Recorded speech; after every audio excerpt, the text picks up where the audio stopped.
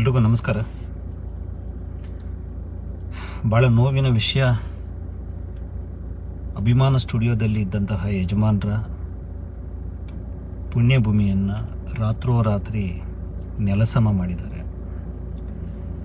ಇಂತಹದ್ದೊಂದು ದಿನ ಈ ಮಣ್ಣಲ್ಲಿ ಕರ್ನಾಟಕದಲ್ಲಿ ನಾವು ನೋಡ್ತೀವಿ ಅಂತ ನಾನು ನಿಜಕ್ಕೂ ದೇವರಾಣೆ ಅಂದ್ಕೊಂಡಿರಲಿಲ್ಲ. ಯಾಕಂದರೆ ನಿಮಗೆಲ್ಲ ಗೊತ್ತಿದೆ, ಕಳೆದ 10 ವರ್ಷದಿಂದ ಈ ಸ್ಮಾರಕಕ್ಕಾಗಿ ನಮ್ಮ ಬದುಕುಗಳನ್ನೆಲ್ಲ ಮೀಸಲಿಟ್ಟಿದ್ವಿ.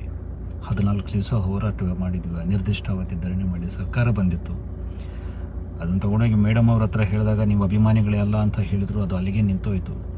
ಅದಾದಮೇಲೆ ಕೋರ್ಟಲ್ಲಿ ಫೈಟ್ ಮಾಡಿದ್ವಿ. ಸುಮಾರು 7 ವರ್ಷಗಳ ಕಾಲ ಲಕ್ಷಾಂತರ ರೂಪಾಯಿ ಕೋರ್ಟ್ ಫೀಸ್ಗಳನ್ನು, ಲಾಯರ್ ಫೀಸ್ಗಳನ್ನು ಕಟ್ಟಿ ನಾವು ಕೇಸ್ ನಡೆಸಿದಾಗ ಮಾನ್ಯ ಹೈಕೋರ್ಟ್ ಹೇಳಿದ್ದು,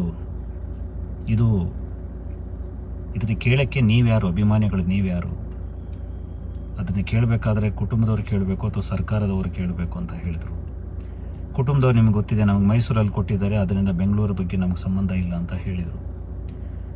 ಸರ್ಕಾರವನ್ನು ಮನವಿ ಮಾಡುವಂತಹ ಶಿವರಾಜ ತಂಗಡಗಿಯವರಿಂದ, DK ಶಿವಕುಮಾರ್ ಅವರಿಂದ, CM ಅವರಿಂದ ಎಲ್ಲರನ್ನೂ ಭೇಟಿಯಾಗಿದ್ವಿ. ಎಲ್ಲರೂ ನಮಗೆ ಮಾತು ಕೊಟ್ಟಿದ್ದರು, ಅಲ್ಲೇನೂ ಆಗಕ್ಕೆ ಬಿಡಲ್ಲ, ಸ್ಥಳ ಅಲ್ಲಿನ ನೆಲಸಮ ಮಾಡುವಂತಹ ಮಾತೇ ಇಲ್ಲ ಅನ್ನುವಂತಹ ಮಾತನ್ನು ನಮಗೆ ಹೇಳಿದರು. ಅವರ ಮಾತುಗಳನ್ನು ನಾವು ನಂಬ್ಕೊಂಡಿದ್ವಿ. ಮತ್ತು ನಿನ್ನೆ ಕೂಡ ನಾವು CM ಕಚೇರಿಯಲ್ಲಿ ಒಂದು ಮೀಟಿಂಗಿಗೆ ಸಮಯ ಕೇಳಿದ್ವಿ, ಒಂದು ನಿಯೋಗ ಹೋಗೋದಿತ್ತು. ಅದಕ್ಕೆ ಕಿಚ್ಚ ಸುದೀಪ್ ಅವರ ಹತ್ರ ಕೂಡ ನಾವು ಮಾತನಾಡಿದ್ವಿ. S ನಾರಾಯಣ್ ಅವರು, ರಾಜೇಂದ್ರ ಸಿಂಗ್ ಬಾಬು ಅವರು, ರಾಕ್ಲೈನ್ ವೆಂಕಟೇಶ್ ಅವರು, ನಾರಾಯಣಗೌಡರು, ಆದಿಯಾಗಿ ವಿಶ್ವೇಶ್ವರ ಭಟ್ರು, ಈ ಥರದ್ದೆಲ್ಲ ಒಂದು ನಿಯೋಗ ಹೋಗಲಿಕ್ಕೆ ಅಂತ ಪ್ಲ್ಯಾನ್ ಮಾಡಿದ್ವಿ ನಾವೆಲ್ಲ ಕೂಡ. ಒಂದು ಹಂತದಲ್ಲಿ ಅದು ಕೂಡ ನಮಗೆ ಪೂರಕವಾಗಿ ಆಗ್ತಿತ್ತು. ಜೊತೆಗೆ 75ನೇ ಅಮೃತ ಮಹೋತ್ಸವ ಇತ್ತು. ಇಷ್ಟೆಲ್ಲ ಸಂಭ್ರಮಗಳಾಗ್ತಿದ್ದಾವೆ, ಏನೋ ಒಂದು ತಾರ್ಕಿಕ ಅಂತ್ಯ ಸಿಕ್ಬಿಟ್ಟು ಅನ್ನೋಂಥ ಹೊತ್ತಲ್ಲಿ ಬಹುಶಃ ಇದು ಅಮೃತ ಮಹೋತ್ಸವದ ಟೈಮಿಗೆ ಇದು ದೊಡ್ಡದಾಗುತ್ತೆ. ಆ ಸಂದರ್ಭದಲ್ಲಿ ಇದು ಮತ್ತೆ ಬಂದು ಕೇಳ್ತಾರೆ, ಮತ್ತೆ ಇದಕ್ಕೋಸ್ಕರ ಹೋರಾಟಗಳು ಶುರು ಮಾಡ್ಬೋದು ಅನ್ನೋ ಭಯದಲ್ಲೋ, ಅಥವಾ ಯಾವುದೋ ಒಂದು ಮಾಲ್ ಮಾಡಬೇಕು ಅನ್ನೋಂತಹ ಒಂದು ದುರಾಸೆಯಿಂದಲೋ, ಯಾವ ವ್ಯಕ್ತಿಗಳ ಷಡ್ಯಂತ್ರದಿಂದಲೋ, ಕುಮ್ಮಕ್ಕಿನಿಂದಲೋ ರಾತ್ರಿ 12 ಗಂಟೆ 1 ಗಂಟೆ ಸುಮಾರಲ್ಲಿ ಸರ್ಕಾರದ ಮೂಗಿನಡಿಯಲ್ಲಿ, ಅಂದರೆ 150 ಜನ ಪೊಲೀಸವ್ರನ್ನ ಸೇರಿಸ್ಕೊಂಡು ಮಾಡಿದ್ರಂತೆ.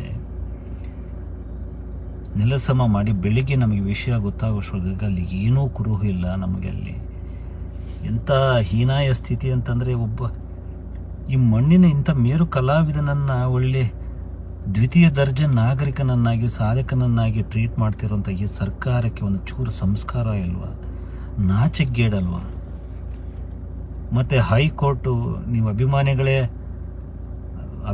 ಯಾವ ಹಕ್ಕು ಇಲ್ಲ ಅಂತ ಹೇಳಿದ್ರಲ್ಲ, ಅದು ಭಾಳ ದೊಡ್ಡ ಹಿನ್ನಡೆ ಆಗಿದ್ದು ನಮಗೆ. ಕುಟುಂಬದವರೇನೋ ಹೇಳ್ತಿದ್ರು, ಅದು ಬೇರೆ ವಿಷಯ, ನೀವು ಅಭಿಮಾನಿಗಳಲ್ಲ ಅಂದರು.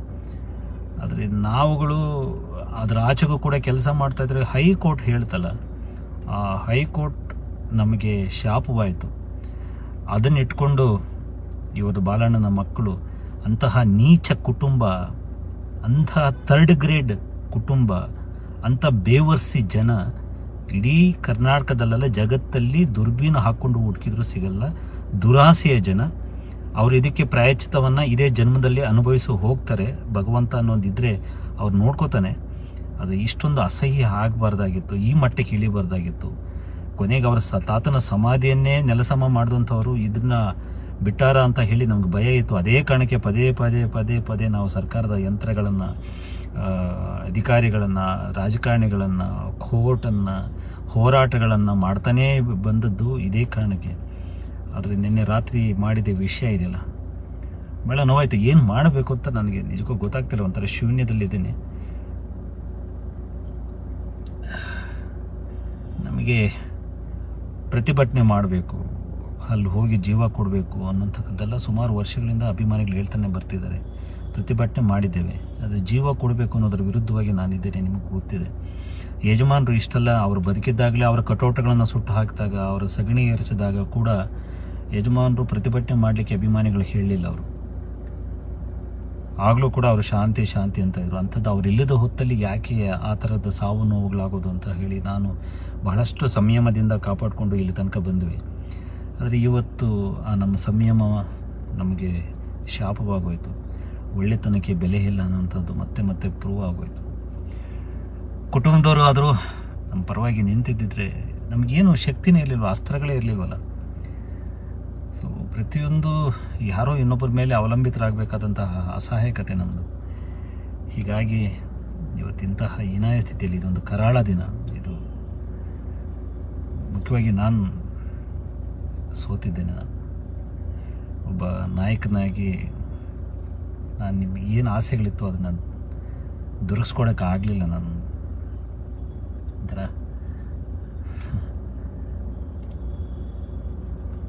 ನಾನು ಸೋತಿದ್ದೇನೆ. ಇದು ಆ್ಯಕ್ಚುಲಿ ನನ್ನ ಸೋಲು. ಇದನ್ನು ಮಾಡಿದೆ, ಪ್ರಯತ್ನ ಮಾಡಿದೆ. ಯಾರು ಇದನ್ನು ಅಭಿಮಾನಿಗಳಿಗೇನು ಹಕ್ಕೇ ಇಲ್ಲ ಅನ್ನೋ ಥರ ಕೋರ್ಟು ಮಾತನಾಡಿದಾಗ, ಕುಟುಂಬವು ಮಾತನಾಡಿದಾಗ, ಮತ್ತು ಅದು ಖಾಸಗಿ ಆಸ್ತಿ ಅಂತ ಸರ್ಕಾರವು ಕನ್ಸಿಡರ್ ಮಾಡಿದಾಗ ಒಂದು ಅಸಹಾಯಕ ಆಗ್ಬಿಟ್ಟೆ. ಮತ್ತು ಮೈಸೂರಲ್ಲಿ ನೀವು ಕೊಟ್ಟಿದ್ವಲ್ಲ ಮತ್ತೆ ಯಾಕೆ ಇಲ್ಲಿ ಅಂತ ಕೇಳಿದಾಗ ಅಸಹಾಯಕ ಆಗ್ಬಿಟ್ವಿ.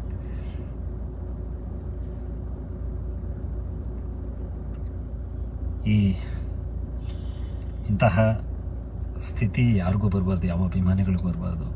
ಇದು ಒಂದು ದುರಂತ. ಇದು ಈ ಸರ್ಕಾರ ಅದು ಯಾವ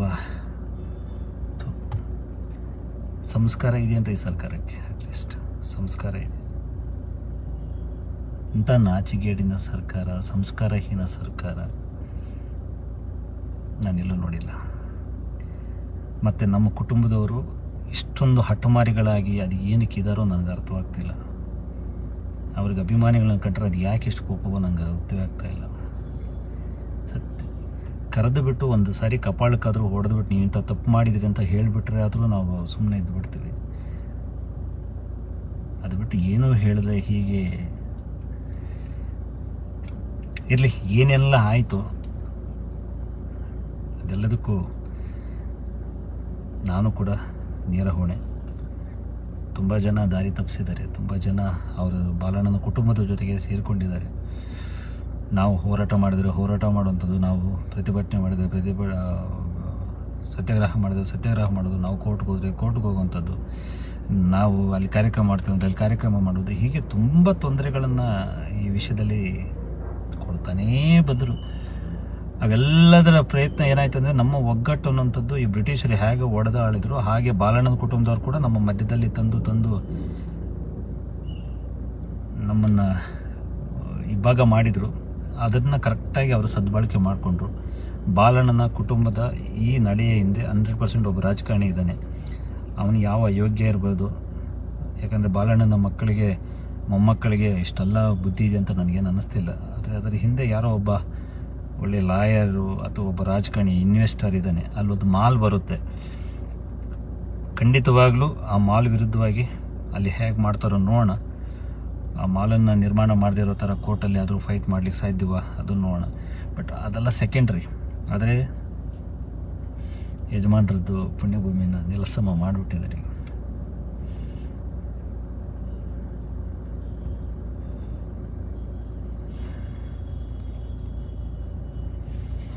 ಕ್ಷಮಿಸಿ ಮೊದಲನೇದಾಗಿ ಸಾರಿ. ನಿಮ್ಮ ನಿರೀಕ್ಷೆಗಳನ್ನೆಲ್ಲ ಹುಸಿ ಹಾಕ್ಸಿದ್ದೇನೆ. ನನ್ನ ಅಸಹಾಯಕತೆಗಳು 100, ನನ್ನನ್ನು ಕೈ ಕಟ್ಟಾಕ್ದವರು 1000 ಜನ. ಆದರೆ ಪ್ರಯತ್ನ ಪ್ರಾಮಾಣಿಕವಾಗಿ ಮಾಡಿ ಸೋತಿದ್ದೇನೆ. ಸೊ ದಯವಿಟ್ಟು ಕ್ಷಮಿಸಿ. ಗ್ಯಾರಂಟಿ ನ್ಯೂಸ್, ಸುದ್ದಿ ಖಚಿತ, ನ್ಯಾಯ ನಿಶ್ಚಿತ.